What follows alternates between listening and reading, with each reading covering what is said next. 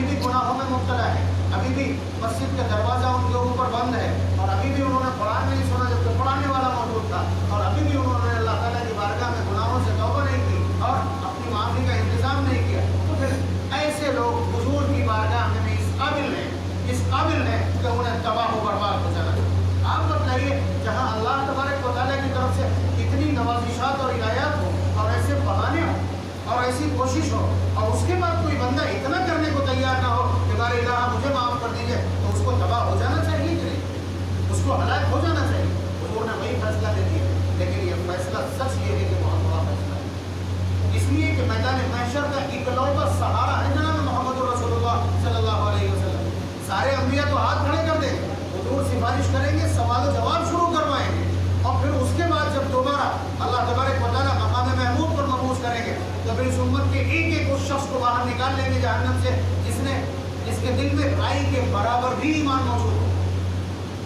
تو اگر وہ کہہ دیں گے یہ تو وہی ہے جس کے لیے میں نے بد دعا کی تھی، جس پر رمضان گزر گیا تھا اور اس نے اپنی مغفرت کا انتظام نہیں کروا پایا تھا، یہ نکالا نہیں جائے، تو یہ یاد رکھیے کوئی دوسرا ہے نہیں جو سہارا بن جائے۔ اس لیے یہ اپنا آخری سہارا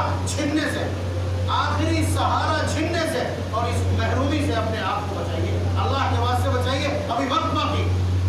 آخری اور اکلوتا سہارا ہے میدان محشر کا، حضور کی شفاعت بہت بڑا سہارا اور بہت بڑی رحمت کی چادر ہے میدان محشر کے ان اولاد مناظر اور حالات۔ اس لیے رمضان المبارک میں اپنی مغفرت کے انتظام کے لیے راتوں کو جاگنا پڑے تو جاگیے، قرآن سننا پڑے تو سنیے، اور جس طرح رونا پڑے روئیے، رونا تلاش کرنا ہو، کچھ بھی کرنا ہو اللہ تعالیٰ کی بارگاہ میں، جب تک دل کو یقین حاصل نہ ہو جائے کہ میرے رب نے مجھے یقیناً معاف کر دیا ہوگا، وہ بڑا قریب ہے، اس وقت تک روتے اور بلکتے رہے۔ یہ مطلب ہے اس مضمون کا، اور جب اس میں نے آپ کی خدمت میں اس لیے حضور کا سہارا اگر ختم ہو گیا تو پھر محرومی میں کوئی شک نہیں ہے، کوئی دوسرا سفارش نہیں کرے۔ آخری بات آپ کی خدمت میں عرض کرنا سب کا فکر کے حوالے سے کہ عید چونکہ قومی تہوار ہے، آپ کے یہاں برات ہوتی ہے تو گھنٹے لوگ کپڑے پہنتے مناتے ہیں، ٹھیک، آپ کے یہاں بچے کا عقیقہ ہوتا ہے تو بیٹی کی شادی ہے تو الگ تیاری ہے، کیا رشتے داری میں کہیں قریب میں شادی ہے تو کپڑے بن جاتے ہیں، پورا زمانہ تو نہیں کپڑے بناتا ہے، لیکن یہ ملت کا تہوار ہے، یہ ملت کا تہوار ہے، قوم کا تہوار ہے، اور قوم کے تہوار کا مطلب یہ ہے کہ آپ کی ڈیوٹی ہے کہ آپ نظر رکھیے، آپ اپنے آس پاس پر، اپنے پورے ماحول کو رڈار پر رکھیے کہ کہیں ایسا تو نہیں کسی چہرے پر شکن موجود ہو، کسی دل میں غم موجود ہو، اور کوئی عید کی خوشیوں میں آپ کے برابر سے شریک نہ ہو۔ یہ آپ کی ڈیوٹی بھی ہے انسانی بنیادوں پر، اور خود اللہ تبارک و تعالیٰ نے اور اس کے رسول نے بھی ڈیوٹی لگائی ہے۔ اس ڈیوٹی کا طریقہ یہ ہے کہ آپ عیدگاہ جانے سے پہلے اپنا صدقہ فطر ادا کر دیں۔ صدقہ فطر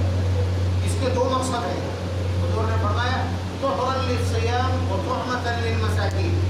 کہ اس کے ذریعے سے تمہارے روزوں میں جو چھوٹی موٹی کوتاہیاں اور غلطیاں ہو گئی ہیں وہ ڈیمیج کنٹرول ہو جاتا ہے، وہ ڈیمیج ریپیئر ہو جائے گا، وہ نقصان ختم ہو جائے گا، اس نقصان کی تلافی ہو جائے گی، اور غریبوں کے لیے پیٹ کا لقمہ ہو جائے گا۔ دو مقصد ہے، ٹھیک ہے۔ تو اب آپ میں سے بہت سے لوگ ایسا ہوگا کہ مولانا عید کا تو بڑا خرچہ ہوتا ہے، کپڑے لانا، کپڑوں کی سلائی دینا، اس کے علاوہ بچوں کے لیے کھانے پینے کا سامان لانا،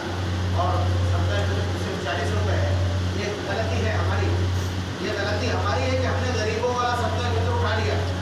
یہ صدقہ فطر تو ان لوگوں کے لیے ہے جنہوں نے روزے رکھے، حالانکہ ان کے اوپر صدقہ فطر واجب نہیں تھا، لیکن وہ اپنے روزوں کو پاک کرنے کے لیے صدقہ فطر دینا چاہتے ہیں، تو غریبوں کے لیے 40 روپے کا صدقہ فطر۔ صدقہ فطر کی یونٹس کئی ہیں، چھوارے دے سکتے ہیں،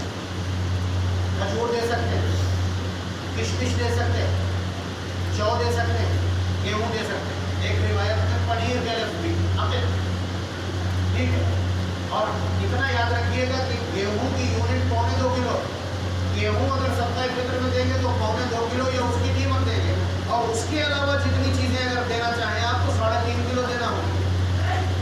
3.5 کلو دینا ہوگا۔ آپ کو لگ رہا ہے یہ قانون کی چکچکا ہے، یہ قانون کا کمال ہے۔ جناب محمد رسول اللہ صلی اللہ علیہ وسلم جو ترتیب دیتے ہیں، مثال کے طور پر کہہ رہا ہوں، کوئی آدمی ایسی جگہ بیٹھتا ہے، ایسا کاروبار کرتا ہے کہ جس کی وجہ سے روزے کی حالت میں بار بار اس کی آنکھوں کو نقصان जाती हैं इधर से उधर और छोटी वाली गली में बैठने वाले अगर बहुत भी एहतियात कर ले तब भी उनसे इस तरह की चीज़ें सरदर्द हो जाती हैं। तो अब उन्हें को ज़रूरत पड़ेगी किसी हैवी सरदर्द फिक्र वाली यूनिट ये वाली अदा करें ना, मतलब ये मैं सेंस लगा करके आपको खतरनाक कर रहा हूँ। और जो लोग साहिब शरबत है या उन्हें लगता है कि सामने ज़रूरत ज़्यादा है, आप देखिए ना छुआरे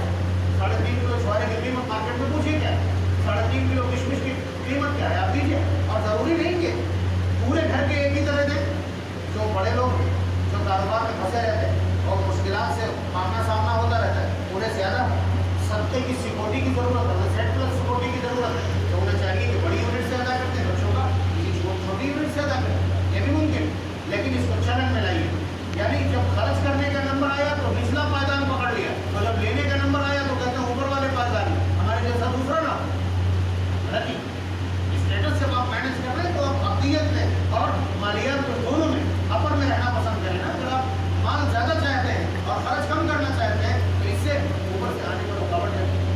तो आप समझ रहे हैं सत्ता फिक्र की यूनिट्स अलग अलग, खजूर दें 3.5 किलो, किशमिश दें 3.5 किलो, मुरक्का दें 3.5 किलो, छोहारा दें 3.5 किलो, चौ दें 3.5 किलो।